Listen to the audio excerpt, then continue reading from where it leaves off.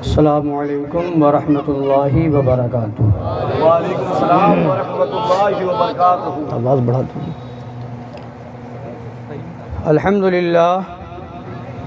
الحمدللہ ذی الجلالہ والصلاة والسلام علی صاحب الرسالہ وعلی آلہ واصحابہ ومجتہدی ملتہ اولی الایدی والابصار والنبالہ، اما بعد فاعوذ باللہ من الشیطان الرجیم، بسم اللہ الرحمن الرحیم۔ وَلَقَدْ نَصَرَكُمُ اللَّهُ بِبَدْرٍ وَأَنْتُمْ أَذِلَّةٌ فَاتَّقُوا اللَّهَ لَعَلَّكُمْ تَشْكُرُونَ۔ صدق اللہ مولانا العظیم وبلغنا رسولہ النبی الامین الحبیب الکریم، ونحن علی ذلک لمن الشاہدین والشاکرین، والحمد للہ رب العالمین۔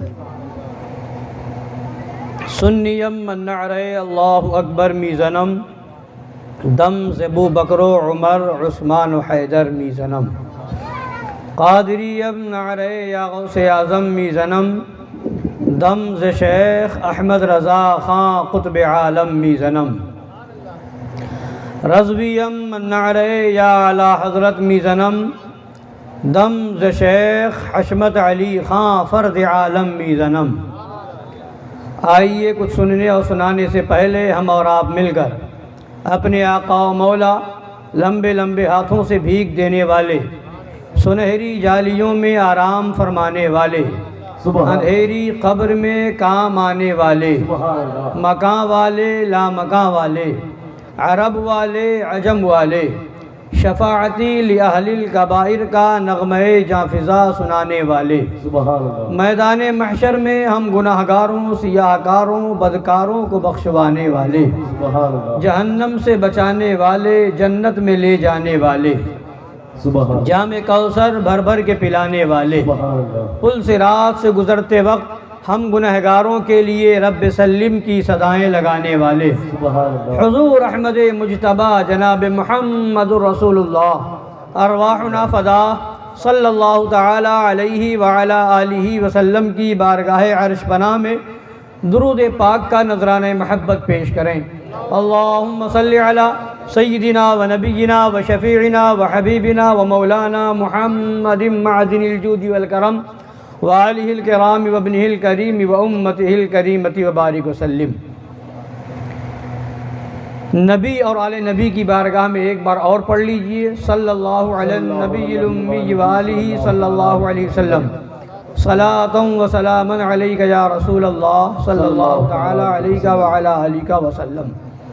حصول برکت کے لیے ایک بار اور پڑھ لیجئے، اللہ رب محمد صلی اللہ علیہ وسلم وعلی ذویہ وصحبہ ابد الدہور وکرما۔ ہم اور آپ آج کی اس محفل میں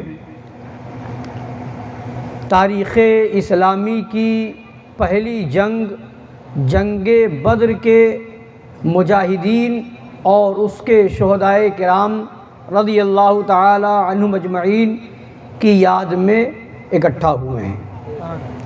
اللہ تبارک و تعالی ہم سب کی حاضری کو قبول فرمائے، آمین، اور ہم سب کی نجات اور بخشش کا ذریعہ بنائے، آمین۔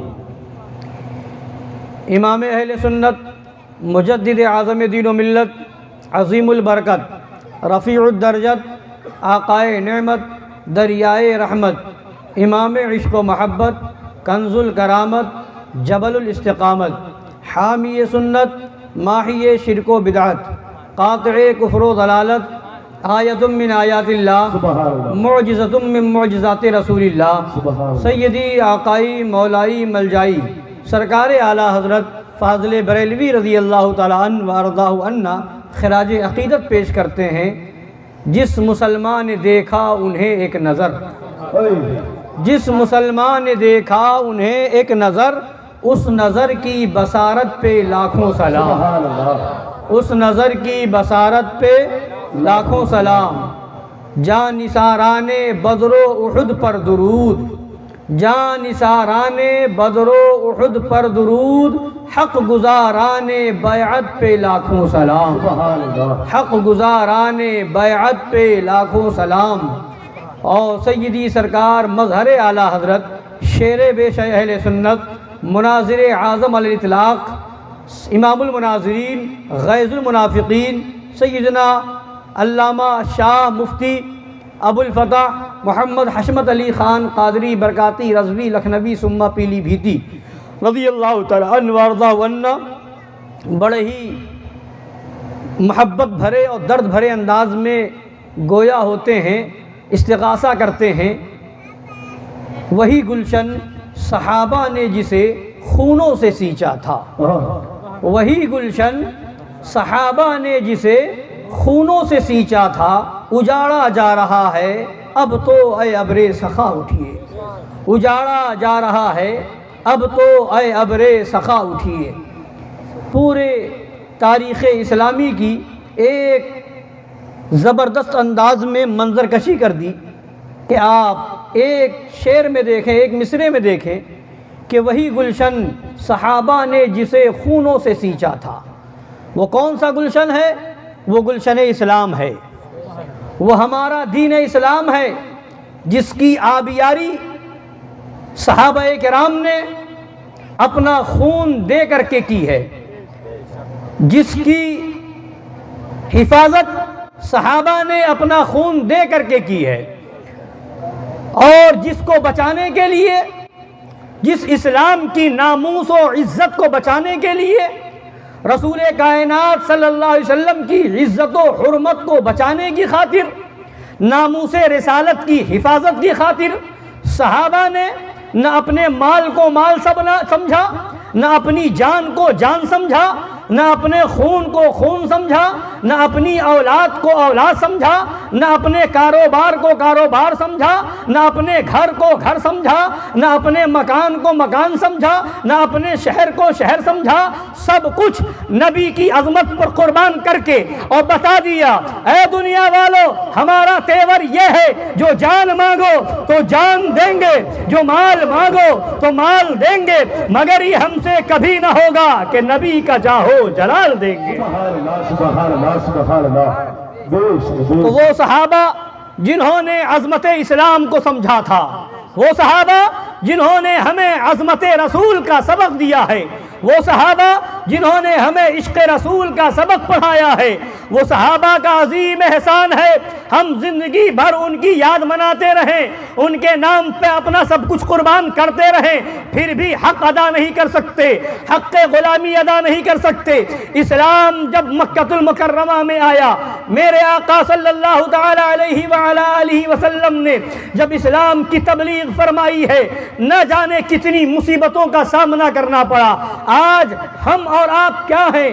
ہمارا باپ مسلمان، ہمارے دادا مسلمان، ہمارا خاندان مسلمان، اسلامی گھر میں پیدا ہوئے، نام عبداللہ عبد الرحمن رکھ دیا گیا اور اس کے بعد اسلامی نام رکھ دیا گیا۔ ہم یہ سمجھتے ہیں کہ اسلام بڑی آسانی سے ہمیں مل گیا ہے، مگر اسلام کس طرح سے مصیبتوں کا سامنا کر کے اسلام کی حفاظت کی گئی ہے، اسلام کس طرح سے ہم تک پہنچا ہے، اگر اس کو سمجھنا ہے تو مکہ المکرمہ میں صحابہ کی زندگی کو پڑھنا ہوگا، مدینہ طیبہ میں صحابہ کی زندگی کو پڑھنا ہوگا، نبی پاک صلی اللہ علیہ وسلم کی حیات طیبہ کا مطالعہ کرنا ہوگا، صحابہ کرام کی زندگی کو پڑھنا پڑے گا۔ جب صحابہ کی زندگی کو آپ پڑھیں گے تو آپ کو سمجھ میں آئے گا اسلام کی حفاظت کے لیے صحابہ کبھی جنگ بدر میں جا رہے ہیں، صحابہ کبھی جنگ احد میں جا رہے ہیں، صحابہ کبھی جنگ خیبر میں جا رہے ہیں، صحابہ کبھی جنگ تبوک میں جا رہے ہیں، صحابہ کبھی جنگ یرموک میں جا رہے ہیں، کبھی کسی جنگ میں جا رہے ہیں، کبھی کسی جنگ میں جا رہے ہیں۔ صحابہ نے خارجی دشمنوں سے بھی مقابلہ کیا ہے اور داخلی فتنوں کا بھی مقابلہ کیا ہے، صحابہ نے سب سے مقابلہ کیا ہے، اور جنگ میں جاتے تھے تو اس زمانے میں عالم یہ ہوتا تھا، کسی جنگ میں کسی کا مقابلے میں باپ آ رہا ہے، کسی کے مقابلے میں چچا آ رہا ہے، کسی کے مقابلے میں بھائی آ رہا ہے، کسی کے مقابلے میں بیٹا آ رہا ہے، مگر صحابہ نے نہ باپ کو دیکھا، نہ بیٹے کو دیکھا، نہ بھائی کو دیکھا، نہ چچا کو دیکھا، نہ بھتیجے کو دیکھا، نہ ماموں کو دیکھا، بلکہ دیکھا تو یہ دیکھا یا رسول اللہ آپ کا اشارہ کیا ہے، یا رسول اللہ آپ کا حکم کیا ہے، یا رسول اللہ تمہیں جانا تمہیں مانا، نہ رکھا غیر سے کام، للہ الحمد میں دنیا سے مسلمان گیا۔ تکبیر، نعرہ رسالت، نعرہ رسالت، جنگ بدر حنین، صدائے بدر حنین، خلیفہ حضور شیر ہندوستان، سبحان اللہ سبحان اللہ سبحان اللہ۔ مکۃ المکرمہ میں صحابہ ہیں، نبی پاک صلی اللہ تعالیٰ علیہ وآلہ وسلم نے تبلیغ فرمائی، بہت سی مصیبتوں کا سامنا کرنا پڑا، دشمنان اسلام نے بہت ستایا، بہت گستاخیاں کی، نبی پاک صلی اللہ تعالیٰ علیہ وآلہ وسلم پھر بھی دعائیں کرتے رہے۔ پھر اس کے بعد نوبت یہاں تک آئی کہ نبی پاک صلی اللہ علیہ وسلم ہجرت کر کے مکۃ المکرمہ سے مدینہ طیبہ تشریف لائے، کافروں نے پیچھا نہ چھوڑا، دشمنان اسلام نے پیچھا نہ چھوڑا، یہاں تشریف لے آئے، ہجرت کا پہلا سال گزر گیا، ہجرت کا دوسرا سال ہے، ابھی تک 2 ہجری تک جہاد کے لیے اجازت نہیں تھی۔ صحابہ کرام کے لیے یہی حکم تھا مکۃ المکرمہ کی زندگی میں، اور مکۃ المکرمہ سے جب مدینہ طیبہ آئے تو پوری پہلی ہجری گزر گئی، پورا سال گزر گیا، دوسرا سال آیا، ہجرت کا دوسرا سال آیا، مگر اجازت نہیں تھی جہاد کرنے کی، اجازت نہیں تھی تلوار اٹھانے کی، اجازت نہیں تھی جنگ کرنے کی۔ صحابہ کرام کو حکم یہ تھا کہ صبر سے کام لیا جائے۔ 2 ہجری تک مکۃ المکرمہ سے تک پوری زندگی سرکار رہے، جتنے دن وہاں، اور اس کے بعد جب مدینہ طیبہ آئے، پورا سال گزر کے جب دوسری ہجری کا سال آیا، دوسرا سال ہجرت کا آیا، اس وقت تک اجازت نہیں تھی۔ دوسرے سال میں سفر کے مہینے میں دوسری ہجری میں قرآن پاک کی آیت کریمہ نازل ہوتی ہے، اذن للذین یقاتلون بانہم ظلموا وان اللہ علی نصرہم لقدیر۔ مفہوم آیت کریمہ یہ ہے کہ اے لوگو، اے نبی کے صحابہ، اب تمہیں اجازت دی جاتی ہے، اب تمہارے اوپر جو کوئی ظلم کرے تو تم بھی ان کے خلاف تلوار نکال لو، ان سے جہاد کرو۔ مطلب کیا ہوا؟ مطلب آج لوگ کہتے ہیں اسلام تلوار کے زور سے پھیلا ہے، نہیں، تاریخ اسلام کا مطالعہ کرو، مسلمان جنگ میں کب آئے ہیں؟ جب ان پر ظلم کیا گیا ہے تب آئے ہیں۔ مسلمان میدان میں کب اترے ہیں؟ جب انہیں ستایا گیا ہے تب اترے ہیں، جب انہیں پریشان کیا گیا ہے تب اترے ہیں۔ انہیں صبر کا پیغام دیا گیا تھا، انہیں امن کا پیغام دیا گیا تھا، اور جب ان پر ظلم ہونے لگا تو جا کر کے دوسری ہجری میں اجازت مل رہی ہے، اب جہاد کے لیے آ سکتے ہو، اس لیے کہ تم پر ظلم کیا جا رہا ہے، پورا کا پورا عرب تمہارا دشمن بن چکا ہے، اب وہاں اجازت ملی۔ اور تاریخ اسلام کا مطالعہ کریں گے تو جو بھی جنگ کی تاریخ ہے وہاں آپ کو یہ ملے گا کہ تاریخ میں جہاں بھی جنگ ہوئی ہے یہ وجہ اور سبب پیدا کیا ہے تو دشمنان اسلام نے پیدا کیا ہے۔ مسلمانوں نے تلواریں اٹھائی ہیں تو اپنے دفاع کے لیے اٹھائی ہیں، مسلمان جنگ کے میدان میں آئے ہیں تو اپنے بچاؤ کی خاطر آئے ہیں، اور مسلمان گھوڑے پر سوار ہو کر کے میدان میں آئے ہیں تو اپنی حفاظت کی خاطر، جان و مال کی حفاظت کی خاطر، ایمان و عقیدے کے تحفظ کی خاطر آئے ہیں۔ یعنی مسلمانوں نے پہل نہیں کی ہے، جب پہل دوسری جانب سے ہوئی ہے تو یہ اسلام کے سپاہی میدان میں آئے ہیں۔ حضرات گرامی وقار، یہ اسلام کی تاریخ ہے، لوگ اس کو دوسرے طریقے سے پیش کرتے ہیں۔ حضرات گرامی، معلوم ہے اسلام کیا ہمیں سکھاتا ہے؟ اسلام امن و شانتی کا پیغام دیتا ہے، اسلام کبھی لڑائی اور فتنہ فساد کا پیغام نہیں دیتا۔ اسلام تو وہ بہترین مذہب ہے، یہی جنگ بدر ہے۔ جنگ بدر بدر میں صحابہ میدان بدر میں آ چکے ہیں، نبی تشریف لا چکے ہیں، اور دو صحابی ہیں حضرت حذیفہ بن یمان اور حضرت حسین ہیں۔ یہ دونوں کہیں سے آ رہے تھے، کفار مکہ نے دیکھ لیا، انہیں پکڑ لیا، کہا کہاں جا رہے ہو؟ محمد عربی صلی اللہ علیہ وسلم کی مدد کے لیے میدان بدر میں جا رہے ہو؟ تو انہوں نے کہا نہیں، اور اس کے بعد وہاں وعدہ ان سے لیا گیا کہ تم لوگ میدان بدر میں جا کر کے ان کے ساتھ نہ دو گے اور ان کا ساتھ دے کر کے ہمارے خلاف لڑائی نہ کرو گے۔ وہ لوگ وعدہ کر کے وہاں سے لوٹے۔ اب یہاں جب پہنچے تو دیکھا صحابہ میدان بدر میں ہیں، نبی کی بارگاہ میں حاضر ہوئے، نبی پاک صلی اللہ علیہ وسلم سے پورا واقعہ بتایا۔ نبی سے جب واقعہ بتایا کہ ہم وعدہ کر کے آئے ہیں کہ ہم جو ہے آپ کی طرف سے میدان جنگ میں نہیں آئیں گے اور کافروں کے خلاف نہیں لڑیں گے، جب یہ وعدہ دیکھا، اب ذرا سوچئے تو صحیح، ایسی نوبت تھی، ایسا عالم تھا کہ ادھر صحابہ کرام 313 ہیں، ادھر کفاران مکہ ہزاروں کی تعداد میں ہیں، ادھر جو حضور کے ساتھ صحابہ ہیں ان کا عالم یہ ہے کسی کے پاس سواری ہے، کسی کے پاس نہیں، کسی کے پاس آلات حرب و جنگ ہے، کسی کے پاس نہیں، کسی اور کھانے پینے کا اتنا سامان بھی نہیں ہے، اور ادھر جو ہے دشمنان اسلام کے پاس خوب کھانے پینے کا سامان بھی ہے، خوب آلات حرب و جنگ بھی ہے، خوب جو ہے لاہو لشکر بھی ہے، اور خوب جو ہے جانور بھی ہے، سواریاں بھی ہیں۔ ایسے عالم میں دو لوگوں کا ہونا بھی بہت بڑی بات ہوتی ہے، مگر نبی رحمت ارشاد فرماتے ہیں اے میرے صحابہ، جب تم نے وعدہ کر لیا ہے تو مسلمان کی یہ شان نہیں کہ وعدہ خلافی کرے، جاؤ تم نے وعدہ کر لیا ہے، تمہیں جنگ میں آنے کی ضرورت نہیں ہے۔ نبی پاک صلی اللہ علیہ وسلم نے فرمایا اپنے وعدے پر قائم رہو، اپنے عہد پر قائم رہو اور جنگ میں نہ آؤ۔ واپس کر دیا ان صحابہ کو میرے آقا نے۔ مطلب کیا ہے؟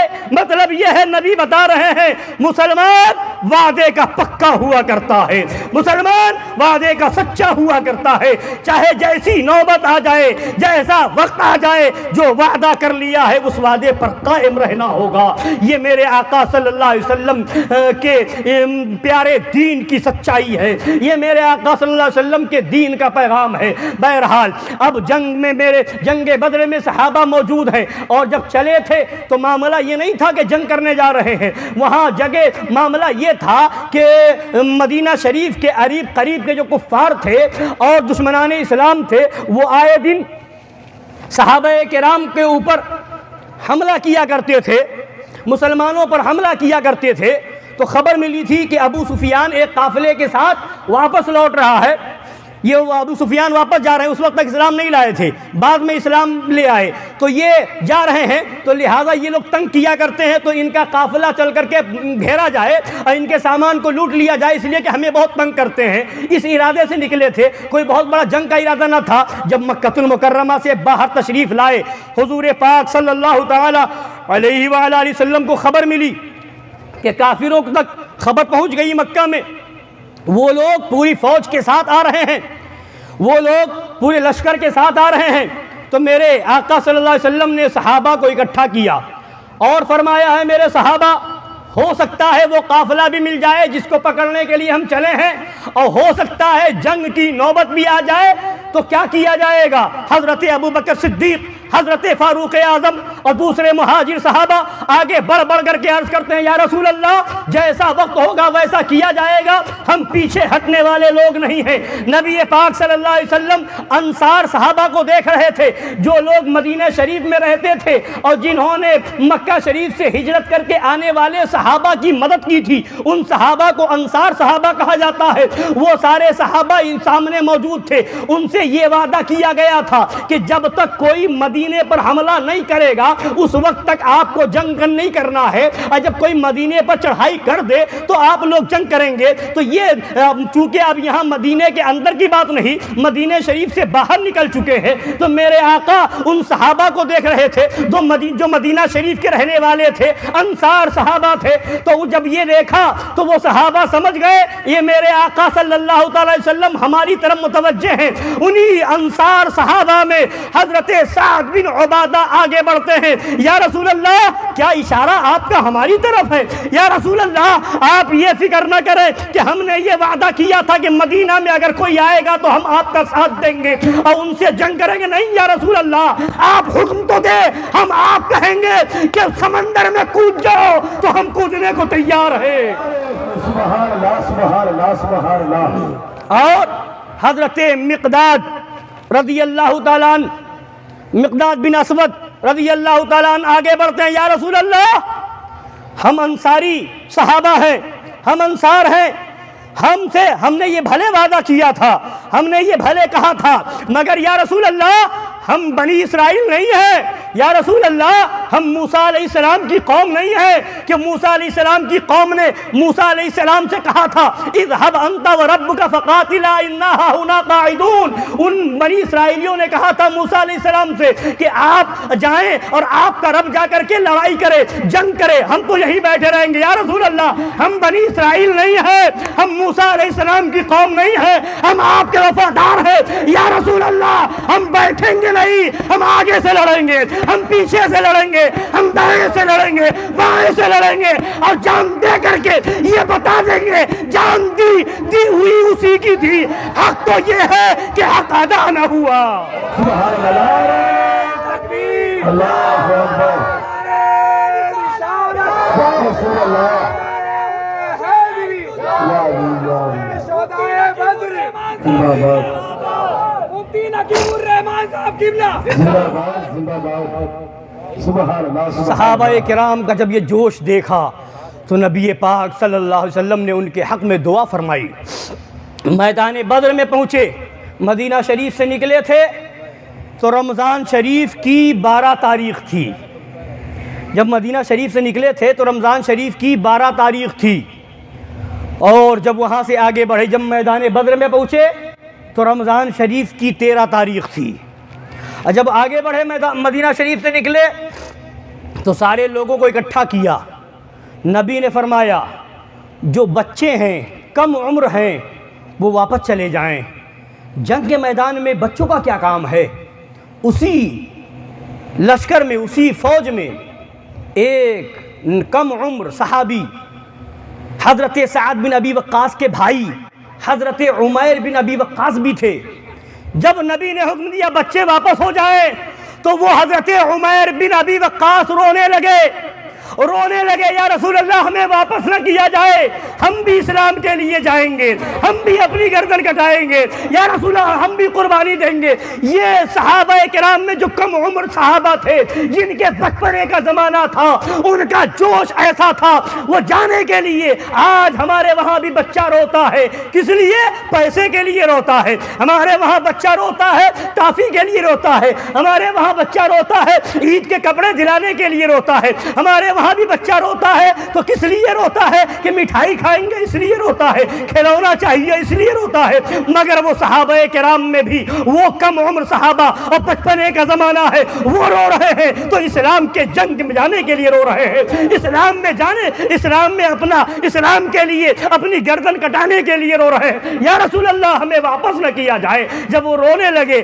تو نبی کو ترس آ گیا، نبی کو رحم آ گیا، رحمت للعالمین کی رحمت کے سمندر میں جوش آ گیا۔ نبی نے اجازت دے دی، وہ بھی چلے۔ ان کے بھائی حضرت سعد بن ابی وقاص نے ایک تلوار ان کے بھی گلے میں لٹکا دی، وہ بھی مجاہدین اسلام کی صف میں بڑھتے چلے جا رہے ہیں۔ اور اسی طریقے سے یہ جنگ بدر کا واقعہ ہے۔ جنگ احد کے موقع پر یہ جنگ بدر 2 ہجری میں ہوئی تھی اور جنگ احد 3 ہجری میں ہوئی ہے۔ وہ مدینہ شریف کے قریب میں احد کا پہاڑ ہے، وہاں پر یہ جنگ ہوئی تھی۔ اور اس میدان میں بھی جب صحابہ نکلے تھے اور نبی پاک صلی اللہ علیہ وسلم چلے آگے بڑھے احد کے میدان کے لیے، وہاں پر بھی باہر نکلنے کے بعد فرمایا تھا بچے واپس ہو جائیں۔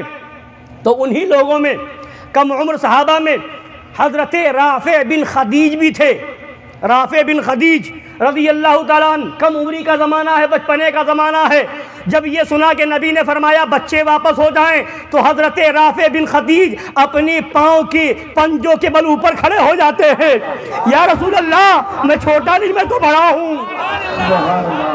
مجھے بھی جنگ میں جانے کی اجازت دی جائے۔ نبی پاک صلی اللہ علیہ وسلم نے جوش و جنون دیکھا اور یہ جذبہ دیکھا، مسکرائے اور اجازت دے دی، اجازت دے دی۔ اب جب انہیں اجازت مل گئی تو دوسرے کم عمر صحابی، بچپنے کا زمانہ، حضرت سمورہ رضی اللہ تعالیٰ عنہ ہیں، انہوں نے آ کر کے عرض کیا یا رسول اللہ، جب حضرت رافع کو اجازت مل گئی ہے تو مجھے بھی اجازت ملنی چاہیے، اس لیے کہ جب میرا مقابلہ حضرت رافع بن خدیج سے ہوتا ہے، جب میں کشتی لڑتا ہوں تو میں ان پر غالب آ جاتا ہوں، وہ مغلوب ہو جاتے ہیں۔ تو پھر حکم دیا کہ ٹھیک ہے دونوں کشتی لڑو، وہیں پر دونوں صاحب نے کشتی لڑی، حضرت سمورہ غالب آ گئے، اور اس کے بعد سرکار نے انہیں بھی اجازت دے دی۔ یہ صحابہ کرام میں کم عمر صحابہ، بچپنے کے زمانے میں جو حضرات تھے، ان کا جو جوش شہادت تھا، ان کا جوش و جنون تھا، اسلام کی خاطر وہ اپنی جان دینے کے لیے اس طرح سے میدان میں اترنے کو تیار ہوا کرتے تھے۔ جبھی تو مظہر اعلیٰ حضرت نے کہا ہے، وہی گلشن صحابہ نے جسے خونوں سے سینچا تھا اجاڑا جا رہا ہے، اب تو اے ابرے سخاوت کی۔ سبحان اللہ سبحان اللہ سبحان اللہ۔ اور بات آ گئی بچپنے کی، کم عمر صحابہ کی، تو سنیے میدان بدر ہے، جنگ بدر ہو رہی ہے۔ حضرت عبد الرحمن بن عوف رضی اللہ تعالی عنہ فرماتے ہیں کہ میں کھڑا تھا کہ ایک بچہ میرے پاس آیا اور کان میں آ کر کے کہتا ہے، چچا ابو جہل کون ہے؟ ابو جہل کون ہے؟ تو میں نے کہا، بیٹا ابو جہل سے تمہیں کیا کام؟ تو کہا، میں نے سنا ہے کہ وہ میرے آقا کو گالی بکتا ہے، میرے آقا کی معاذ اللہ توہین کرتا ہے۔ میں نے قسم کھا لی ہے کہ ابو جہل جہاں نظر آئے گا یا تو مار دوں گا یا اپنی جان دے دوں گا، اور نبی کے گستاخ کو اس زمین پر رہنے نہیں دوں گا۔ سبحان اللہ، اللہ اکبر، یا رسول اللہ، خلفائے راشدین، زندہ باد، میدان ابو بکر صدیق، زندہ باد۔ حضرت عبد الرحمن بن عوف کہتے ہیں، اتنے میں دوسرا بچہ میرے پاس آیا اور دوسرے بچے نے بھی یہی سوال کیا کہ چچا ابو جہل کون ہے؟ ابو جہل کہاں ہے؟ تو میں نے ان سے بھی یہی پوچھا، انہوں نے بھی یہی جواب دیا۔ دونوں بھائی تھے، ایک کا نام حضرت معوذ تھا، ایک کا نام حضرت معاذ تھا۔ یہ دونوں بچپنے کا زمانہ ہے، یہ دونوں بچے تھے، کم عمر تھے۔ ان دونوں نے جب پوچھا اتنے میں سامنے ابو جہل نظر آ گیا۔ حضرت عبد الرحمن بن عوف فرماتے، میں نے اشارہ کر کے بتایا یہی ابو جہل ہے۔ یہ دونوں بچے بالکل تلوار لے کر کے میدان میں گئے اور جا کر کے ابو جہل کے اوپر جھپٹ کر کے دونوں نے حملہ کر دیا۔ ابو جہل جب تک اپنے آپ کو بچاتا، ان دونوں نے مل کر کے ابو جہل کو مار کر کے وہیں پر گرا دیا۔ وہ تڑپنے لگا، وہ تڑپنے لگا، اور اس کے بعد ان کے اوپر ان کا لڑکا آ کر کے حملہ آور ہوا۔ ابو جہل کا لڑکا اکرمہ آ گئے، وہ بعد میں اسلام لے آئے تھے مگر اس وقت تک اسلام نہیں لائے تھے۔ اکرمہ آ گئے، انہوں نے حضرت معاذ کو آگے بڑھایا، حضرت معاذ کے اوپر حملہ کیا، پیچھے سے مارا تو بایاں ہاتھ حضرت معاذ کا کٹ گیا اور کٹ کے لٹکنے لگا، چمڑے میں لٹک رہا تھا۔ اب اس کے بعد پھر بھی حضرت معاذ داہنے ہاتھ سے تلوار لے کر کے لڑتے جا رہے تھے، لڑتے جا رہے تھے۔ اب یہ ہاتھ ڈسٹرب کر رہا تھا، انہوں نے الٹے ہاتھ کو پاؤں کے نیچے دبایا اور زور سے کھینچا، پاؤں ہاتھ کو الگ کر دیا اور ایک ہاتھ سے لڑتے گئے یہاں تک کہ جام شہادت نوش کر لیا۔ سبحان اللہ سبحان اللہ سبحان اللہ، اللہ اکبر۔ اس کو ابو جہل کو مار گرایا۔ حضرت عبداللہ بن مسعود رضی اللہ تعالیٰ عنہ فرماتے، جب میں گزرا تو دیکھا ابو جہل تڑپ رہا تھا، اس کا آخری وقت چل رہا تھا، ابھی کچھ اس کے اندر زندگی باقی تھی۔ حضرت عبداللہ بن مسعود فرماتے، میں نے اس کی گردن کو روندا اور کہا، اے ابو جہل، اب سمجھ میں آیا کہ اللہ تعالیٰ نے کیسے تجھے رسوا کیا ہے، کیسے تجھے ذلیل کیا ہے۔ مرتے مرتے ابو جہل کہتا ہے، پھر بھی اس کا گھمنڈ ختم نہیں ہوا، کہتا ہے مجھے مار دیا کوئی غم نہیں، مگر افسوس یہ ہے کہ مجھے کسان کے بچوں نے مارا ہے، اگر قریش کے لوگ مارتے تو مجھے کوئی غم نہ ہوتا۔ یعنی مرتے مرتے بھی وہ انصاری صحابہ کے بارے میں یہ کہہ رہا تھا، چونکہ انصار حضرات جو تھے وہ کھیتی کسانی کا کام کیا کرتے تھے، تو کہتا مجھے کسان کے بیٹوں نے مارا ہے، اس کا غم ہے۔ بہرحال وہ جہنم پہنچ گیا، وہیں جنگ بدر میں مار دیا گیا۔ اور کئی سردار ایسے تھے ان دشمنان اسلام کے جو میدان بدر میں مارے گئے۔ امیہ بن خلف تھا، امیہ بن خلف جس نے حضرت بلال حبشی رضی اللہ تعالی عنہ پر ظلم کیا تھا۔ امیہ بن خلف وہی تھا جن کے غلام حضرت بلال حبشی تھے۔ جب اسلام لے آئے تو امیہ بن خلف بہت مجبور کرتا تھا، اے بلال اسلام چھوڑ دو، اے بلال محمد عربی کا دامن چھوڑ دو، مگر حضرت بلال تھے۔ سب کچھ ہو سکتا ہے، تم ریتیلی زمین پہ سلا دو دہکتی ریت پر، مگر نبی کا دامن نہیں چھوٹے گا۔ تم سینے پر پتھر بھاری وزنی رکھ دو، مگر رسول اللہ کا دامن ہاتھ سے نہیں چھوٹے گا۔ ظلم کی انتہا کر دو، مگر رسول اللہ کا دامن ہاتھ سے نہیں جائے گا۔ اے قوم مسلم کے نوجوانوں، اے مسلمان کہلانے والوں، اے نبی سے محبت کا دعویٰ کرنے والوں، آج تم پر کتنا ظلم ہو رہا ہے۔ الحمدللہ ہندوستان کی کھلی فضا میں ہم سانسیں لے رہے ہیں، ہم جی رہے ہیں، ہم امن و شانتی کے ساتھ زندگی گزار رہے ہیں۔ آج ہم سے کہا جاتا ہے کہ جو دشمن رسول وہابی دیوبندی ہیں ان سے ہم دور ہو جائیں، ان سے علیحدگی اختیار کر لیں، ان سے تعلق ختم کر لیں، تو لوگ کہتے ہیں محلے میں رہیں گے کیسے، معاشرے میں رہیں گے کیسے، کاروبار چلے گا کیسے؟ صحابہ سے پوچھو، وہ صحابہ حضرت بلال حبشی امیہ بن خلف کے ظلم و جبر کو برداشت کرتے رہے، سینے پر پتھر رکھا گیا مگر نبی کا دامن نہ چھوڑا، ریتیلی وادی میں لٹایا گیا مگر نبی کا دامن نہ چھوڑا۔ بتا دیا اے لوگوں، نبی کا دامن وہ ہے، عشق رسول کی دولت وہ ہے کہ جان چلی جائے، خون کا آخری قطرہ بہ جائے، مگر نبی کا دامن ہاتھ سے نہ جائے۔ اس لیے کہ زندگی اسی لیے ہے کہ نبی کی عظمت پہ قربان ہو جائے، جان اسی لیے ہے کہ نبی کی عظمت پہ قربان ہو جائے، خون اسی لیے ہے کہ نبی کے تقدس پہ قربان ہو جائے، اور اعلان یہ ہو یا رسول اللہ جو آپ کا ہوگا وہ ہمارا ہوگا، جو آپ کا نہیں وہ ہمارا نہیں۔ نعرہ تکبیر، نعرہ رسالت، نعرہ حیدری، شہدائے بدر حنین، خلیفہ حضور شیر ہندوستان، سبحان اللہ۔ اسی جنگ بدر میں جب خوب زبردست لڑائی ہونے لگی تو امیہ بن خلف کے تعلقات جو ہیں پرانے تعلقات تھے حضرت عبد الرحمن بن عوف سے، ان کے پاس آ گیا، ڈر کے کہنے لگا مجھے بچا لیجئے، آپ سے میرے پرانے تعلقات ہیں۔ انہوں نے بچانے کی کوشش کی مگر حضرت بلال نے دیکھ لیا کہ یہی امیہ ہے، مجھ پر ظلم کرتا تھا، یہی امیہ ہے جو میرے سینے سے عشق رسول نکالنا چاہتا تھا، یہی امیہ ہے جو میرے اوپر ظلم و جبر کے پہاڑ توڑا کرتا تھا۔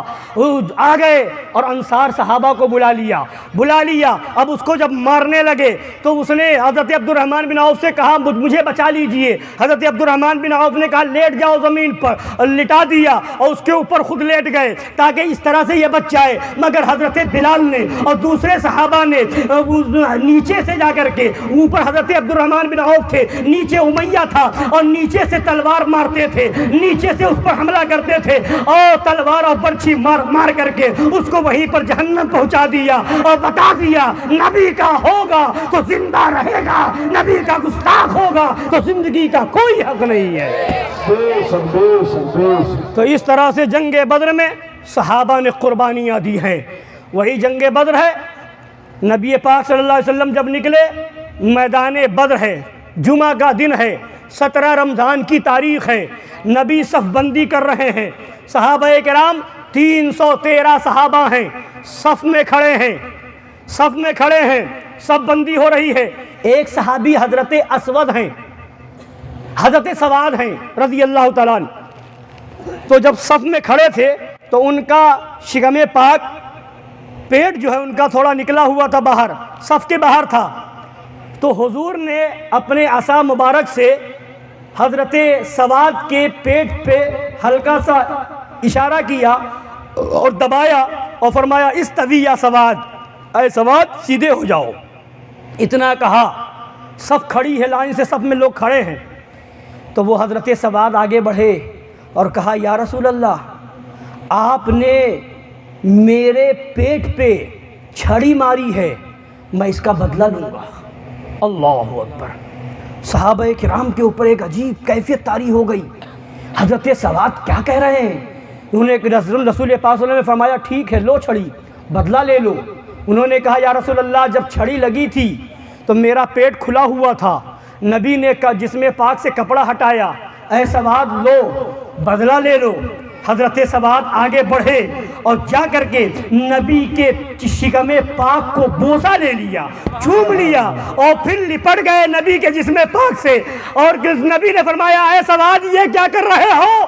حضرت سواد عرض کرتے ہیں یا رسول اللہ، میں بدلہ لینے تھوڑی آیا تھا، میں تو یہ سوچ کر کے آیا میدان جنگ میں جا رہا ہوں، پتہ نہیں یہی میری موت آ جائے، میں یہی اپنی جان دے دوں، تو تمنا یہ تھی کہ موت سے پہلے نبی کے جسم پاک سے میرا جسم لگ جائے۔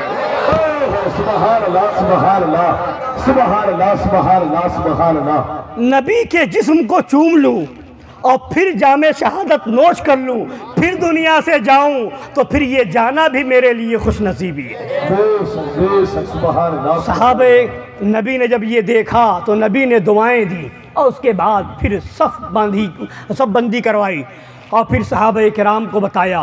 بہرحال صحابہ کرام میدان بدر میں پہنچے ہیں، 17 رمضان کی تاریخ ہے، ادھر 313 ہے، ادھر ہزاروں کی تعداد میں کفار قریش ہے، ابو جہل بھی ہے، عتبہ بھی ہے، شیبہ بھی ہے، عتبہ کا لڑکا بھی ہے، ابو البختری بھی ہے، بڑے بڑے قریش کے سردار، بڑے بڑے وہ اپنے اپنے قبیلوں کے سردار جو مانے جاتے تھے، وہ سب میدان بدر میں لاہو لشکر کے ساتھ موجود ہیں۔ اب اس کے بعد جنگ شروع ہونے سے پہلے نبی پاک صلی اللہ علیہ وسلم دعاؤں کے لیے ہاتھ اٹھا دیتے ہیں۔ نبی دعا کے لیے ہاتھ اٹھاتے ہیں۔ کون ہاتھ؟ وہ ہاتھ جس سمت اٹھا غنی کر دیا، موج بحر سماحت پہ لاکھوں سلام۔ کس زبان سے دعا ہو رہی ہے؟ وہ زبان جس کو سب کن کی کنجی کہیں، اس کی نافذ حکومت پہ لاکھوں سلام۔ سبحان اللہ۔ اجابت کا صحرا، عنایت کا جوڑا، دلہن بن کے نکلی دعائے محمد صلی اللہ علیہ وسلم۔ اجابت نے جھک کر گلے سے لگایا، بڑی ناز سے جب دعائے محمد صلی اللہ علیہ وسلم۔ اب نبی دعا کے لیے میدان میں ہے، جنگ ہونے والی ہے، نبی میدان جنگ میں دعا کر رہے ہیں، اے اللہ، اے مولا، یہ تیرے بندے ہیں، یہ تیرے بندے ہیں، بظاہر ساز و سامان نہیں، ظاہری طور پر ہتھیار نہیں، یہ تیرے بندے میدان میں تیرے دین کی خاطر اتر گئے ہیں، اے مولا انہیں فتح عطا فرما دے، انہیں غلبہ عطا فرما دے، اے مولا انہیں سرخروئی عطا فرما دے، اے مولا اگر یہ شکست کھا گئے تو پھر روئے زمین پر تیری عبادت نہ ہو سکے گی۔ اللہ اکبر۔ ایسی دعا کون کر سکتا ہے؟ یہ صرف نبی کی شان ہے کہ اگر یہ شکست کھا گئے، اگر یہ فتح نہ پائے تو پھر تیری عبادت نہ ہو سکے گی، تیرا سجدہ نہ ہو سکے گا، تیری بارگاہ میں عبادت کے لیے کوئی سر نہیں جھکائے گا۔ اے مولا انہیں فتح یابی نصیب فرما دے۔ نبی کی دعا ہو اور قبول نہ ہو، اور دعا کرتے کرتے رقت طاری ہو گئی نبی کے اوپر، نبی کی چادر مبارک کندھے سے نیچے آ گئی۔ جب یہ دیکھا تو حضرت ابو بکر کی آنکھوں میں آنسو آ گئے، اور حضرت ابو بکر نے چادر مبارک کو صحیح کیا اور عرض کیا یا رسول اللہ بس کیجئے، اللہ نے جو آپ سے وعدہ کیا ہے وہ یقیناً پورا ہوگا۔ یا رسول اللہ آپ میدان میں آ گئے ہیں، یا رسول اللہ آپ کے چاہنے والوں کی فتح ہوگی۔ یا رسول اللہ جب حضرت ابو بکر نے یہ کہا تو نبی نے فرمایا، قرآن شریف کی آیت کریمہ پڑھنے لگے، سَيُهْزَمُ الْجَمْعُ وَيُوَلُّونَ الدُّبُرَ، سَيُهْزَمُ الْجَمْعُ وَيُوَلُّونَ الدُّبُرَ، بار بار یہ آیت پڑھنے لگے، یعنی مطلب یہ ہے کہ عن قریب کفار کی فوج شکست کھا جائے گی اور یہ پیٹ پھیر کر کے بھاگ نکلے گی۔ نبی نے پہلے ہی بتا دیا۔ جمعہ کے دن 17 رمضان کو جنگ بدر ہوئی ہے، جمعہ سے پہلی جو رات تھی، جیسے ابھی یہ رات ہے جمعرات کی، جمعہ سے پہلے والی رات نبی میدان جنگ میں تشریف لے جاتے ہیں۔ کل جنگ ہونے والی ہے اور آج رات میں نبی تشریف لے جا رہے ہیں میدان میں، اور ہاتھ میں عصا مبارک ہے اور جا کر کے نشان لگا رہے ہیں، ہاذا مصرع فلاں، ہاذا مصرع فلاں، فلاں کافر یہاں مارا جائے گا، فلاں کافر کی لاش یہاں ہوگی، فلاں کافر یہاں تڑپے گا۔ حضرت عمر فاروق اعظم فرماتے ہیں جب میں نے بعد میں دیکھا جہاں جہاں نبی نے بتایا تھا وہیں وہیں کافر مارے گئے، نبی کے بتائے ہوئے مقام سے نہ ایک بالش ادھر کوئی مارا گیا، نہ ایک بالش ادھر مارا گیا۔ ارے عقل کے اندھو، ارے دیو کے بندو، اب بھی نہیں سمجھو گے تو کب سمجھو گے؟ نبی نے پہلے ہی خبر دے دی کون کہاں مارا جائے گا، یعنی نبی بتا رہے ہیں میں اللہ کا نبی ہوں، غیب کی خبریں لے کر کے آیا ہوں، مجھے معلوم ہے کون کہاں مارا جائے گا۔ یہ غیب کی خبریں دینے والا مجبور اور بے بس نہیں ہے، وہ نبی ہے جو مالک کائنات نبی ہے، وہ نبی ہے جن کے بارے میں اعلیٰ حضرت نے کہا اور کوئی غیب کیا تم سے نہا ہو بھلا، جب نہ خدا ہی چھپا تم پہ کروڑوں درود۔ تکبیر، نعرہ رسالت، شہنامہ بدر حمید، خلیفہ حضور شیر ہندوستان حضرت مفتی رقیب الرحمان حشمتی، سبحان اللہ سبحان اللہ۔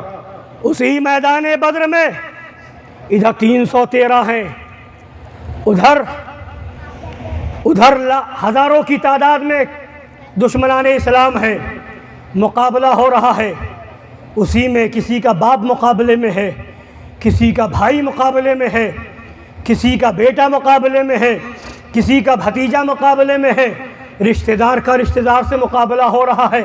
آج ہم لوگ بہت رشتہ داری دیکھتے ہیں، آج صرف اتنا ہم سے کہا جاتا ہے کہ نبی کے گستاخوں کو الگ کرو، ان سے رشتہ ناتا نہ رکھو، شادی ہو تو انہیں نہ بلاؤ، عقیقہ ہو تو انہیں نہ بلاؤ، گھر کی محفل ہو تو انہیں دعوت نہ دو، ان سے رشتہ ختم کر لو۔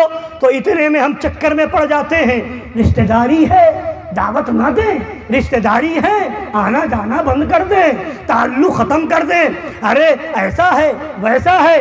آج یہ رشتہ داری دیکھ رہے ہو اور کہتے ہو ہم صحابہ کو مانتے ہیں، کہتے ہو ہم نے نبی کا کلمہ پڑھا ہے، کہتے ہو ہم جو ہے نبی کے چاہنے والے، نبی کے عاشق ہیں۔ ارے نبی کے صحابہ کی زندگی دیکھو، یہاں تم سے رشتہ داری نہیں چھوٹ رہی ہے، یہاں تم سے جو ہے کھانا پینا نہیں چھوٹ رہا ہے، یہاں تم سے دعوت نہیں چھوٹ رہی ہے، یہاں تم سے ولیمہ نہیں چھوٹ رہا ہے۔ وہاں صحابہ تلوار لے کر کے میدان میں ہیں، صحابہ ساتھ تلوار لے کر کے میدان میں ہیں۔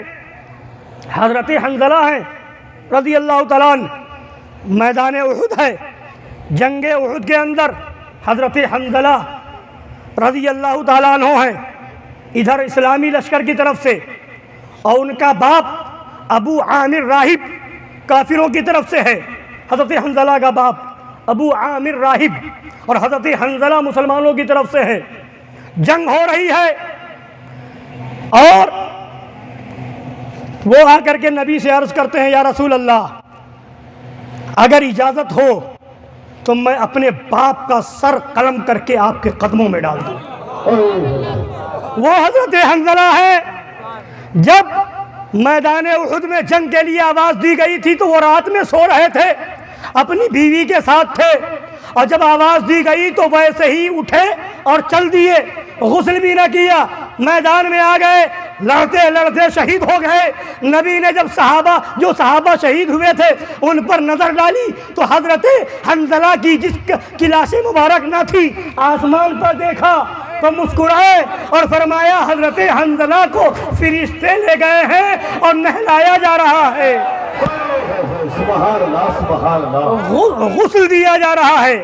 پھر معلوم کیا تو پتہ چلا کہ وہ اپنے گھر میں اہلیہ کے ساتھ سو رہے تھے اور ان پر اوپر غسل فرض ہو گیا تھا، اور جب آواز سنی تھی کہ نبی نے آواز دی ہے میدان جنگ میں جانے کے لیے، تو بغیر نہائے ہوئے وہ میدان میں آ گئے تھے، دیر نہ لگائی فوراً میدان میں آ گئے، نہا نہ پائے تھے تو اس وقت جب شہید ہوئے تو فرشتے لے جا کر کے انہیں غسل دے رہے ہیں۔ سبحان اللہ سبحان اللہ۔ اسی وجہ سے ان کا لقب غسیل الملائکہ ہے، یعنی جنہیں فرشتوں نے غسل دیا ہے۔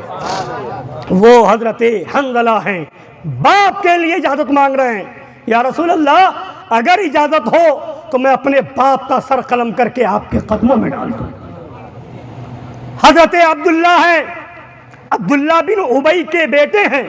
عبداللہ بن ابی منافقوں کا سردار تھا، بظاہر کلمہ پڑھتا تھا، بظاہر اپنے آپ کو مسلمان کہلاتا تھا، اور انہی کے بیٹے تھے، ان کا بھی نام عبداللہ تھا، باپ کا بھی نام عبداللہ، بیٹے کا نام بھی عبداللہ۔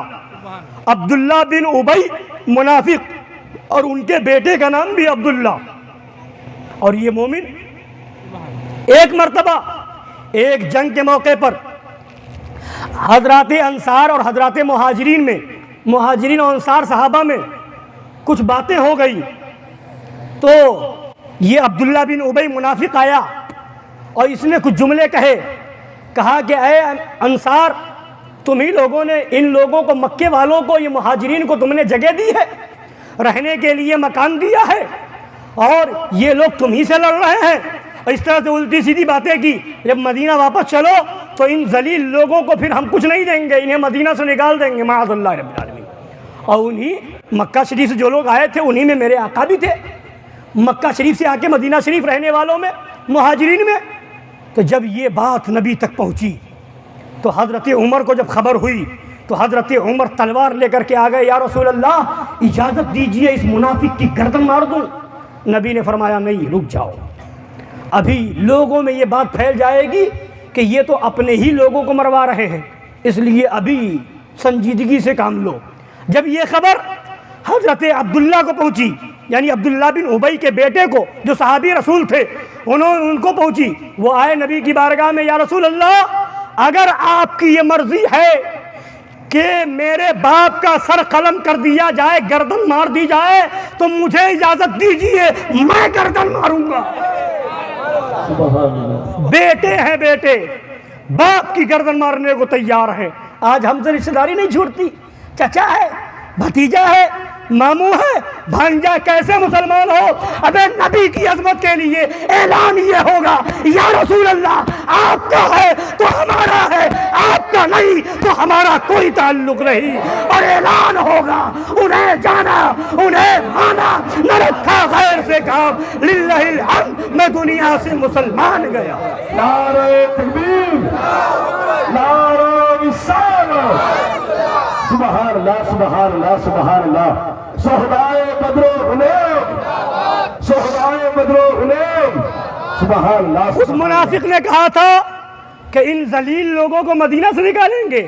اب ایک روایت میں آیا کہ وہی صحابی رسول عبداللہ بن ابی کے بیٹے حضرت عبداللہ مدینہ شریف کے دروازے پر کھڑے ہو گئے، وادی عقیق میں کھڑے ہو گئے تلوار لے کر کے۔ جب ان کا باپ آیا، کہا تو نے مہاجرین کو ذلیل کہا ہے، انہی میں میرے آقا بھی ہیں، کہا ہے ذلیل لوگوں کو وہاں سے نکال دیں گے، ابھی تیری گردن مار دوں گا۔ تو یہ کہے کہ میں سب سے بڑا ذلیل اور نبی سب سے زیادہ عزت والے، تو وہ چلا چلا کر کے کہنے لگا ہاں ہاں حضور سب سے زیادہ عزت والے، میں سب سے زیادہ ذلیل، میں سب سے زیادہ ذلیل، حضور سب سے زیادہ عزت والے، یہ کہنے لگا۔ مطلب بتانا یہ ہے مسلمانوں کہ صحابہ سے عشق نبی کا سبق سیکھو، صحابہ سے غلامی رسول کا درس لو، اسے کہتے ہیں عشق رسول۔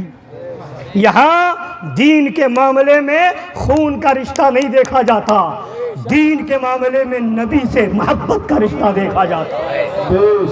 وہ صحابہ ہیں، گھر کو چھوڑا نبی کے لیے، خاندان کو چھوڑا نبی کے لیے، رشتہ داروں کو چھوڑا نبی کے لیے، جنگ بدر میں گئے نبی کے لیے، جنگ احد میں گئے نبی کے لیے، جنگ خیبر میں گئے نبی کے لیے۔ جہاں نبی نے آواز دی وہ میدان میں جا رہے ہیں، اور حقیقت میں تو ان کا شیوا تھا اور ان کا یہ نعرہ تھا جو اعلیٰ حضرت نے بیان فرمایا، یا رسول اللہ دہن میں ہے زباں تمہارے لیے، بدن میں ہے جان تمہارے لیے، ہم آئے یہاں تمہارے لیے، اٹھے بھی وہاں تمہارے لیے۔ وہ قربان تھے، جو کچھ ہے یا رسول اللہ آپ کے لیے ہے۔ اور ایک صحابی ہے حضرت سعد بن ربیع رضی اللہ تعالیٰ عنہ۔ سعد بن ربیع جنگ احد میں وہ شہید ہو گئے، آخری وقت تھا، جان نکلنے والی تھی۔ حضرت سیدنا زید بن حارث رضی اللہ تعالیٰ عنہ ان کے قریب پہنچے تو ان کی روح نکلنے والی تھی، جھانکنے کا عالم تھا۔ حضرت سعد بن ربیع کہتے ہیں، اے زید بن حارث میرے نبی سے میرا سلام کہہ دینا، آخری وقت ہے، کہہ رہے ہیں میرے نبی سے میرا سلام کہہ دینا، اور اپنی قوم سے کہہ دینا اگر تم میں سے کوئی ایک بھی باقی رہا، تم میں سے کوئی ایک بھی باقی رہا اور نبی کی طرف کوئی کافر حملہ آور ہو گیا تو پھر قیامت کے دن تمہارا کوئی عذر قبول نہیں کیا جائے گا، تمہارا کوئی عذر قبول نہیں ہوگا۔ ایک بھی اگر بچ گئے اور نبی کی طرف حملہ ہو گیا تو تمہارا کوئی عذر اور بہانہ کام نہیں آئے گا، تمہاری جان اس لیے ہے کہ نبی پر قربان ہو، تمہارے جسم اسی لیے ہے کہ نبی کی عظمت پہ قربان ہو جائے۔ وہ صحابہ ہے، اور اتنا کہہ کر کے پھر وہ شہید ہو گئے، جان جان آفری کے سپرد کر دی۔ تو یہ صحابہ کا عشق رسول تھا، یہ بتا رہے تھے کہ جب تک ہمارے جسم میں جان ہے، ہمارے بدن میں آخری قطرہ بھی باقی رہے گا تو ہم نبی کی عظمت پہ قربان کر دیں گے، اور نبی کی عظمت پہ کوئی حرف آ جائے اسے گوارا نہیں کریں گے۔ صحابہ ہیں، بچپنے کا عالم ہو یا جوان صحابہ ہو یا جس عمر کے بھی ہوں، یہ صحابہ تو صحابہ ہیں۔ نبی کے ساتھ معاملہ صحابیہ کا ایسا تھا، جو عورتیں صحابہ میں سے تھیں، صحابیہ تھیں، ان کا جذبہ و شوق کیسا ہوا کرتا تھا۔ ایک حضرت ام عمارہ ہیں، ان کا نام نصیبہ تھا۔ حضرت ام عمارہ جنگ احد میں وہ بھی گئی ہوئی تھی، ان کے شوہر بھی تھے اور ان کے دو بیٹے حضرت عمارہ اور حضرت عبداللہ، یہ دونوں جنگ احد میں تھے۔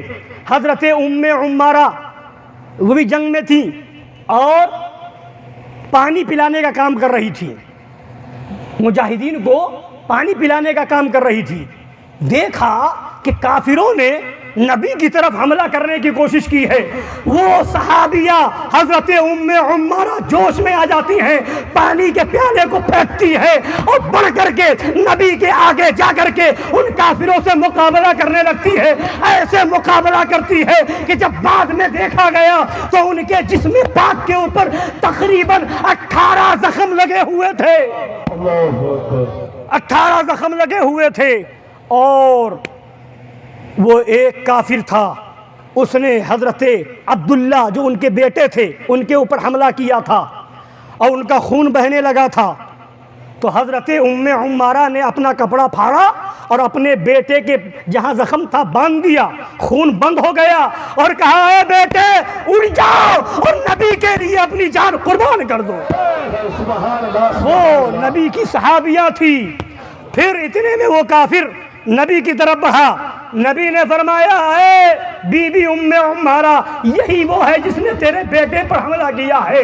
جیسے ہی وہ نبی کی طرف آیا، حضرت ام عمارہ تلوار لے کر کے آگے بڑھی اور نیچے جھک کر کے اس کی ٹانگوں پہ ایسا وار کیا کہ اس کی دونوں ٹانگیں کٹ گئی اور سرین کے بل چوتر کے بل گھسنے لگا۔ وہ گھسٹتا ہوا آگے بڑھا، نبی نے جب دیکھا تو مسکرا اٹھے اور فرمایا اے ام عمارہ، تمہیں اللہ نے بہت ہمت و طاقت عطا فرمائی ہے۔ سبحان اللہ سبحان اللہ۔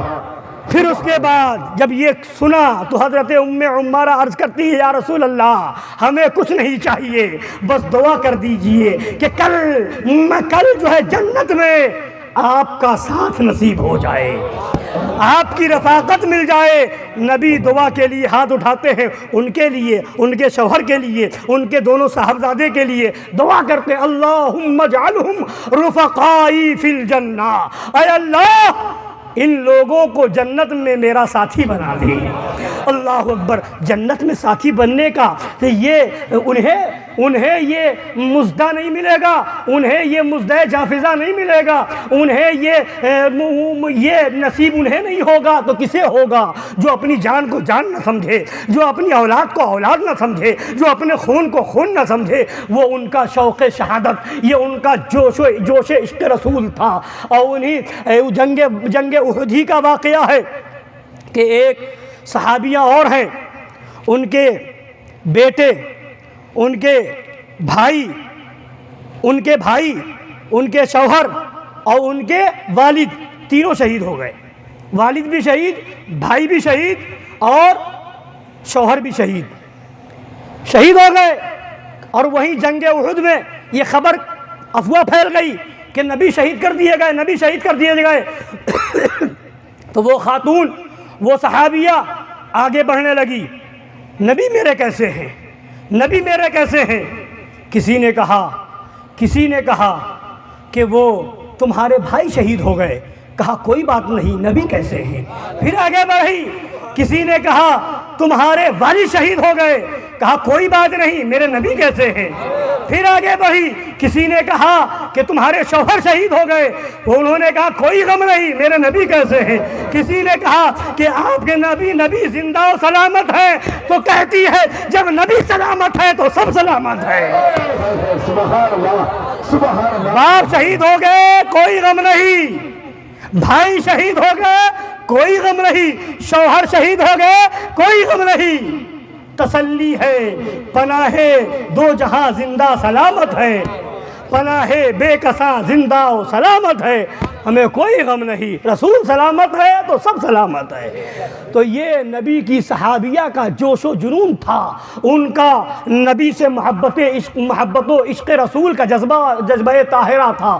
ایسے لوگ تھے جن کی بدولت اسلام آگے بڑھا ہے۔ ان حضرات نے اپنے خون کی قربانی، اپنا خون دے کر کے، اپنی جان کی قربانی دے کر کے اسلام کے باغ کو سینچا ہے، اسلام کی حفاظت کی ہے، تو اسلام آگے بڑھا ہے۔ آج عقل کے دشمن اور دین کے دشمن آج صحابہ کے بارے میں کہتے ہیں، صحابہ کرام کے بارے میں کوئی زبان درازی کرے گا؟ نبی کے صحابہ کی شان یہ ہے کہ اللہ فرماتا ہے وَكُلًّا وَعَدَ اللَّهُ الْحُسْنَىٰ، نبی کے سارے صحابہ سے اللہ نے بھلائی کا وعدہ لے لیا ہے۔ الحمدللہ ہم اہل سنت و جماعت ہیں، نبی کے صحابہ کے گستاخوں سے ہمارا کوئی تعلق ہے اور نہ نبی کے اہل بیت کے گستاخوں سے ہمارا کوئی تعلق ہے۔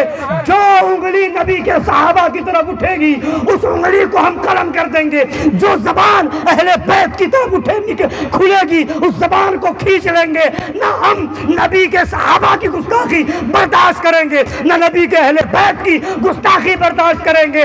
ہمارے ہاتھ میں دونوں کا دامن ہے، اعلان کریں گے اہل سنت کا ہے بیڑا پار، اصحاب حضور نجم ہے اور ناؤ ہے عطرت رسول اللہ۔ سبحان اللہ، سبحان اللہ، نعرہ تکبیر، نعرہ رسالت، شہدائے بدر و حنین، نعرہ حیدری، مصطفیٰ کے نور عین، فاطمہ کے دل کے چین، خلیفہ حضور شیر ہندوستان۔ سبحان اللہ، سبحان اللہ۔ اسی جنگ احد میں نبی پاک صلی اللہ علیہ وسلم کے دندان مبارک شہید ہوئے تھے، اور نبی پاک صلی اللہ علیہ وسلم لوہے کی کھوٹ پہنے ہوئے تھے، ایک ٹوپی کی طرح ایک ہوتا تھا زرہ، لوہے کا لباس جو سر پہ پہنا کرتے، جیسے آج کل لوگ ہیلمٹ پہنتے ہیں ویسے لوہے کا ہوا کرتا تھا، وہ پہنتے تھے جنگ کے میدان میں تاکہ کوئی حملہ ہو تو لوہے کا ہوگا تو اس پر بچ جائیں گے۔ تو نبی پاک صلی اللہ علیہ وسلم بھی پہنے تھے، اور اس کے بعد کسی کافر نے کچھ حملہ کیا تو سرکار کو تکلیف ہوئی، دندان مبارک شہید ہوئے۔ جب لوہے کی کھود نکالی گئی تو لوہے کی کیل چبھ گئی تھی سرکار کے چہرہ مبارک میں۔ ایک صحابی آئے حضرت ابو عبیدہ بن جراح، اور غالباً انہوں نے دانت سے پکڑ کر کے بہت زور سے جب کھینچا تو ان کا ایک دانت شہید ہو گیا۔ دوسری طرف سے پھر جب انہوں نے بہت زور سے کھینچا دوسرا دانت بھی شہید ہو گیا۔ نبی کے چہرہ مبارک سے خون نکلنے لگا۔ حضرت ابو سعید خدری رضی اللہ تعالیٰ عنہ کے والد حضرت مالک بن سنان رضی اللہ تعالیٰ عنہ آگے بڑھے اور نبی کے جسم سے جو خون نکلا تھا اسے چوس کر کے پیتے چلے گئے۔ نبی کے جسم پاک سے نکلے ہوئے خون کو پینے لگے۔ ایک قطرہ بھی خون زمین پر گرنے نہ دیا۔ جب نبی نے دیکھا تو فرمایا، اے مالک بن سنان، کیا تم میرا خون پی گئے؟ کہا ہاں یا رسول اللہ، میں پی گیا۔ نبی نے فرمایا، اے مالک بن سنان، سنو خوشخبری ہو، اگر تم نے میرا خون پی لیا ہے تو تمہیں جہنم چھو بھی نہیں سکتی، جہنم کی آگ چھو بھی نہیں سکتی۔ جس کے جسم میں میرا خون چلا جائے وہ جہنم میں نہیں جا سکتا۔ تو جس کے جسم میں نبی کا خون چلا جائے وہ جہنم میں نہیں جا سکتا۔ اور جو فاطمہ نبی کے جسم کا ٹکڑا ہو، جو فاطمہ نبی کے جسم میں، نبی جس کو فرمائے کہ میری بیٹی عورتوں میں حور ہے، وہ خاتون جنت فاطمہ زہرا، جس کو نبی فرمائے فاطمہ میرے جسم کا ٹکڑا ہے، وہ خاتون جنت۔ آج ان وہابیوں نے، اب دیوبندیوں نے اپنی کتاب تقویۃ الایمان میں لکھا کہ معاذ اللہ نبی اپنی بیٹی فاطمہ کو جہنم سے نہیں بچا سکتے، معاذ اللہ رب العالمین۔ ارے عقل کا اندھا، دیو کا بندہ، نبی فرماتے ہیں اللہ نے میری بیٹی فاطمہ کا نام فاطمہ اس لیے رکھا کہ فاطمہ کا معنی ہے آزاد، فاطمہ بھی جہنم سے آزاد، ان کی نسل بھی جہنم سے آزاد، ان سے محبت کرنے والے بھی جہنم سے آزاد۔ لوگ کہتے ہیں وہابیوں دیوبندیوں میں خرابی کیا؟ نبی کی بیٹی کے بارے میں ایسا لکھے، نبی کے بارے میں لکھے جس کا نام محمد یا علی، وہ کسی چیز کا مالک و مختار نہیں، پھر کہتے ہیں وہابیوں کی خرابی کیا؟ اپنی کتاب میں لکھے جیسا علم نبی کو ہے ویسا بچوں پاگلوں جانوروں کو ہے، معاذ اللہ، اور اس کے بعد کہتے ہو دیوبندیوں کی خرابی کیا ہے؟ اپنی کتاب میں لکھے کہ امتی بھی عمل میں نبی کے برابر ہو سکتے ہیں بلکہ نبی سے بڑھ سکتے ہیں، معاذ اللہ، حضور کے بعد دوسرا نبی پیدا ہو سکتا ہے، معاذ اللہ۔ اس کے بعد کہتے ہو وہابیوں میں خرابی کیا ہے، دیوبندیوں میں خرابی کیا ہے؟ یہ لکھے اپنی کتاب کے اندر سکے نبی مر کر مٹی میں مل گئے، معاذ اللہ، اور پھر کہتے ہو دیوبندیوں میں خرابی کیا ہے، وہابیوں میں خرابی کیا ہے؟ ارے کون سی خرابی ہے جو وہابیوں میں نہیں ہے؟ ارے خرابی پوچھتے ہو، اس سے بڑھ کر کے خراب نہ سور ہے نہ کتا ہے، سب سے بدتر ہے تو وہابی ہے، سب سے بدتر ہے تو دیوبندی ہے۔ تبھی تو اعلیٰ حضرت کہتے ہیں تجھ سے اور جنت سے کیا مطلب، وہابی دور ہو، ہم رسول اللہ کے، جنت رسول اللہ۔ سبحان اللہ، سبحان اللہ، نعرہ تکبیر، نعرہ رسالت، سبحان اللہ، سبحان اللہ، سبحان اللہ۔ نبی کے بارے میں لکھا جا رہا ہے مر کر مٹی میں مل گئے، معاذ اللہ، معاذ اللہ۔ سنو، جنگ احد ہوئی، نبی بعد میں شہدائے احد کی قبروں پر جاتے تھے، سلام کرتے تھے، اور فرمایا نبی نے قیامت تک جو ان احد کے شہیدوں کو سلام کرے گا سب کے سلام کا یہ جواب دیں گے۔ سبحان اللہ، یہ نبی فرما رہے ہیں شہیدوں کے بارے میں۔ اور نبی نے اور جب جنگ احد ہو گئی تھی تو 46 سال کے بعد، کتنے سال کے بعد؟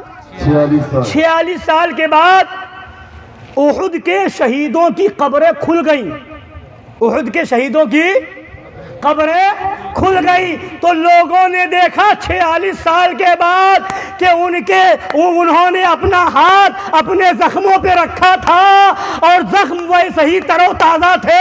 جب ہاتھ کسی نے ہٹایا تو وہاں سے تازہ خون نکل گیا, تازہ خون نکل پڑا. یہ احد کے شہیدوں کا عالم ہے 46 سال کے بعد. اے وہابیوں, وہ تمہارا جسم ہوگا جو سڑ جاتا ہوگا, گل جاتا ہوگا نہیں, سڑ ہی جاتا ہے, گل ہی جاتا ہے.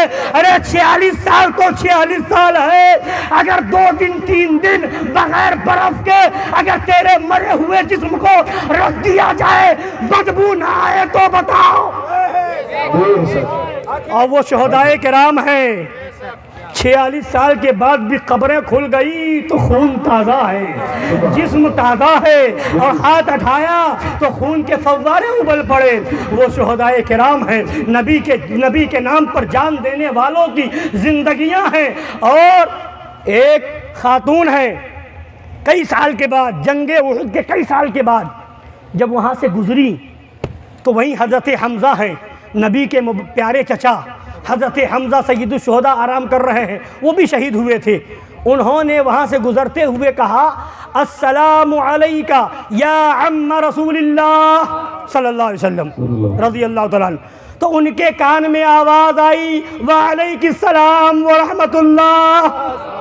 سبحان اللہ. یعنی پلٹ کر کے حضرت حمزہ جواب دے رہے ہیں اور وہ خاتون سن رہی ہیں. مطلب کیا ہے؟ مطلب یہ ہے کہ جب نبی کے نام پر جان دینے والے شہیدوں کا یہ عالم ہے, جب بدر و احد کے شہیدوں کا یہ عالم ہے, جب کربلا کے میدان کے شہیدوں کا یہ عالم ہے, جب نبی کے نام پر جان دینے والوں کا یہ عالم ہے, تو پھر میرے نبی کی زندگی کا عالم کیا ہوگا؟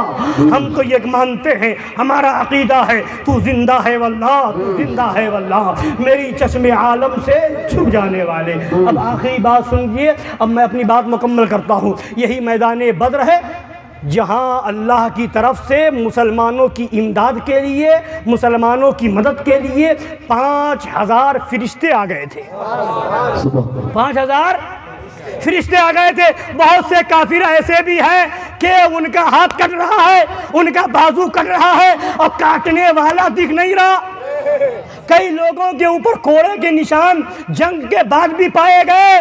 تو یہ کون لوگ تھے جو مار رہے تھے؟ یہ فرشتوں کی جماعت تھی, یہ فرشتوں کی جماعت تھی. اور جب جنگ بدر ہو گئی تو سنو وہ صحابہ کیسے خوش نصیب صحابہ تھے جو جنگ بدر میں شامل ہوئے. 313 ان صحابہ کے بارے میں نبی نے فرمایا کہ اللہ نے فرمایا ہے. نبی فرماتے ہیں کہ اللہ نے فرمایا ہے اے جنگ بدر میں شامل ہونے والے مجاہدین, اعملوا ما شئتم قد غفرت لکم او کما قال رب العزہ. اے جنگ بدر میں شامل ہونے والوں, اب جو لوگ بچ گئے زندہ رہ گئے, شہید نہ ہوئے, 14 لوگ شہید ہوئے تھے جنگ بدر میں. کتنے؟ 14. 313 میں سے 14 شہید ہوئے اور 299 بچے. تو ان 299 کے بارے میں نبی نے فرمایا کہ اللہ نے فرما دیا اے جنگ بدر میں شامل ہونے والوں, آج کے بعد سے جو چاہو کرو, جو چاہو کرو, اللہ نے تمہیں بخش دیا ہے. جو چاہو کرو, اللہ نے تمہیں بخش دیا ہے. اب تمہارا کوئی حساب نہ ہوگا. وہ ہے نبی کے مقدس صحابہ جنگ بدر میں شامل ہوئے. کیسی جنگیں کی؟ اپنی جان کی پرواہ نہ کی, اپنے کسی چیز کی پرواہ نہ کی, خاندان کی پرواہ نہ کی.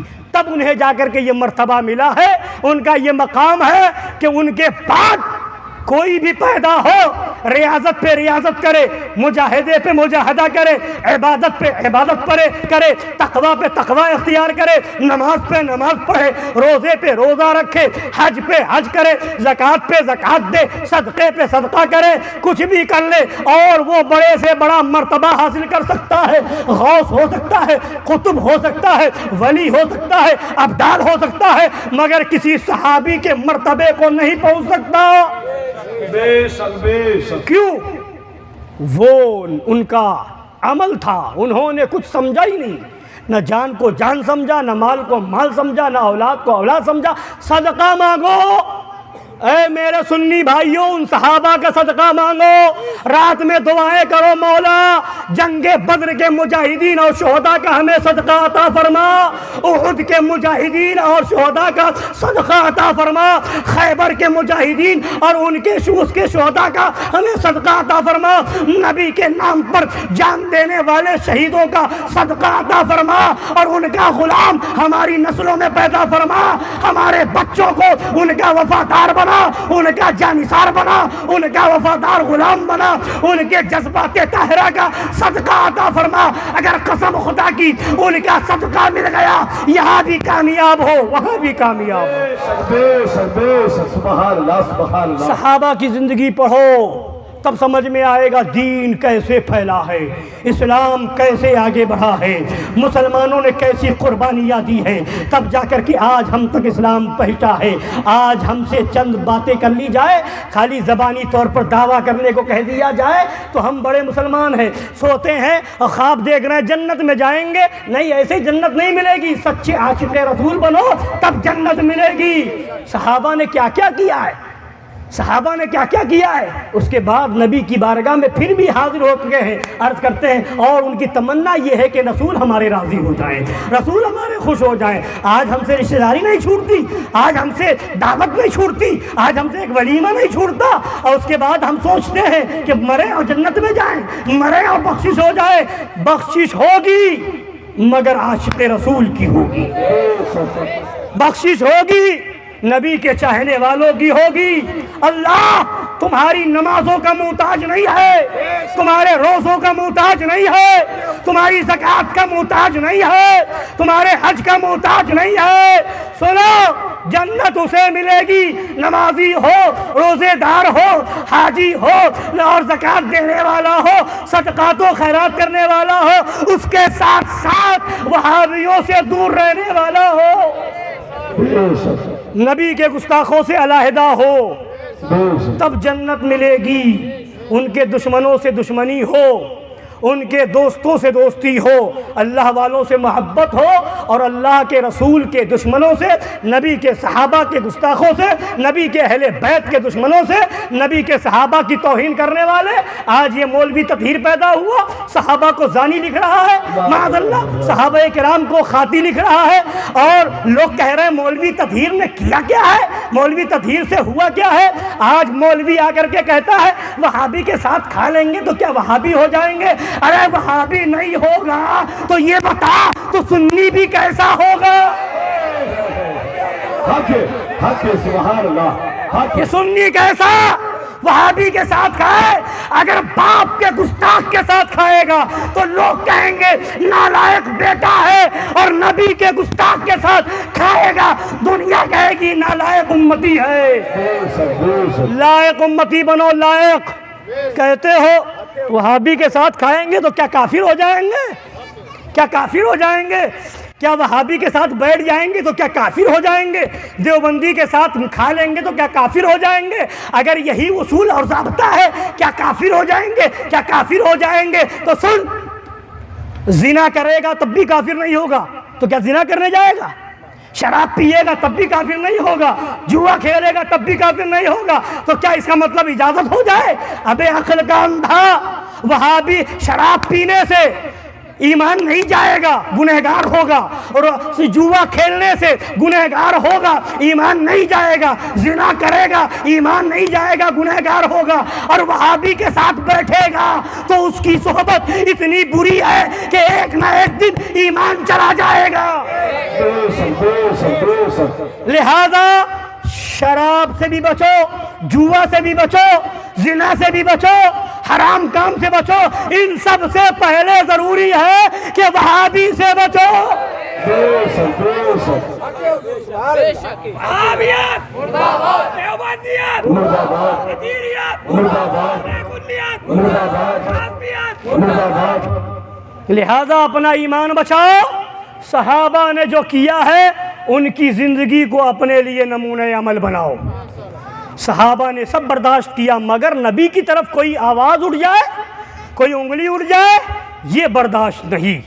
اس لیے اے لوگوں، اے سنیوں، ہم یہ نہیں کہتے کہ ہماری مانو، ہم یہ کہتے ہیں صحابہ کی زندگی پڑھو، صحابہ کی مانو، حدیث پڑھو، حدیث میں جو ہے وہ مانو، قرآن پڑھو، قرآن میں جو ہے وہ مانو، نہ اس مولوی کی مانو نہ اس مولوی کی مانو، بس ایک نظریہ بنا لو، ہم کسی مولوی کو بعد میں مانیں گے، نبی کو پہلے مانیں گے، نبی کے صحابہ کو پہلے مانیں گے، نبی کے صحابہ پہلے ہیں، کوئی مولوی بعد میں ہے، نبی کے اہل بیت پہلے ہیں، مولوی بعد میں ہے، اللہ کے ولی پہلے ہے، مولوی بعد میں ہے، غوث اعظم پہلے ہے، مولوی بعد میں ہے۔ لہذا اگر کوئی مولوی اپنی کتاب میں صحابہ کے بارے میں لکھا کہ وہ ان سے زنا ہوا یا ان سے خطا ہوئی تو اس مولوی کو لات ماریں گے، صحابہ کا دامن نہیں چھوڑیں گے۔ کوئی کہے گا خاتون جنت سے خطا ہوئی تو ہم کہیں گے اے ناہنجار، تیرے باپ سے خطا ہوئی، تیری ماں سے خطا ہوئی، خاتون جنت سے کوئی خطا نہیں ہوئی، ان کا دامن پاک، ان کے اہل بیت پاک، ان کا خاندان پاک، ان کا گھرانہ پاک، جس کی پاکی کا خدا پاک کرتا ہے بیان۔